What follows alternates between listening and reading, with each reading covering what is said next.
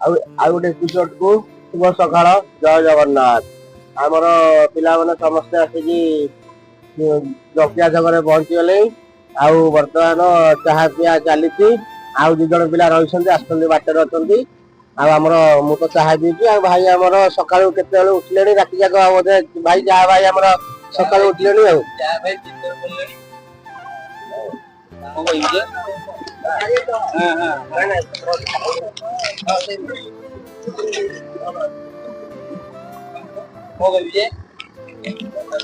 ଆମର କେତେବେଳୁ ଭାଇ ତମେ ଦୋକାନ ଖୋଲା ହଉଛି?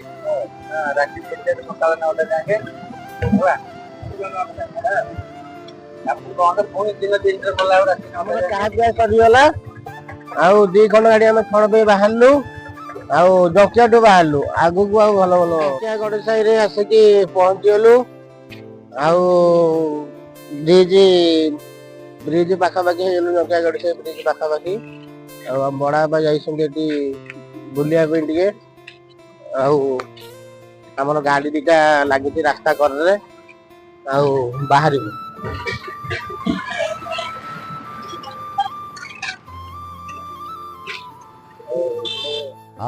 ଆସିକିରି ଆମେ ସୁକଳ ଗ୍ରାମରେ ପହଞ୍ଚିଗଲୁ।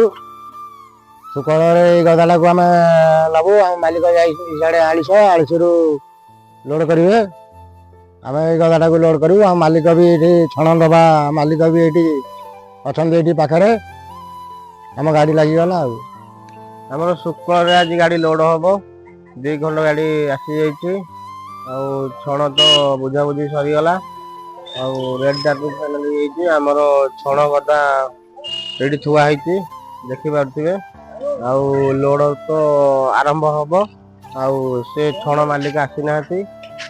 ଆଉ ନା ଆସିନାହାନ୍ତି, ଆସିଲେ ଲୋଡ ହବ। ଆଉ ଛିଡା ହେଇଛି 2 ଖଣ୍ଡ ଗାଡି ଆଉ।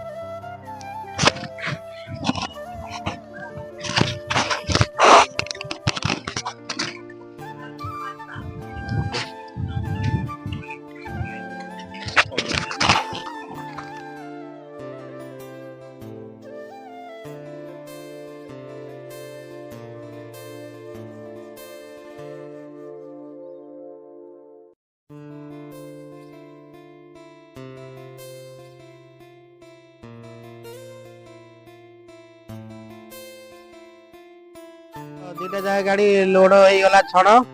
ଆଉ ଗାଡି ବାହାରି ଯାଇଛି ରାସ୍ତାକୁ।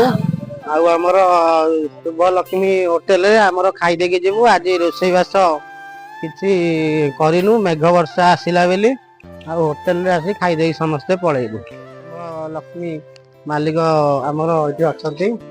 ଆଉ ଆମେ ବହୁତ ଦିନ ପରେ ତାଙ୍କୁ ହୋଟେଲକୁ ଆଜି ଆସିଛୁ ଖାଇବା ପାଇଁ।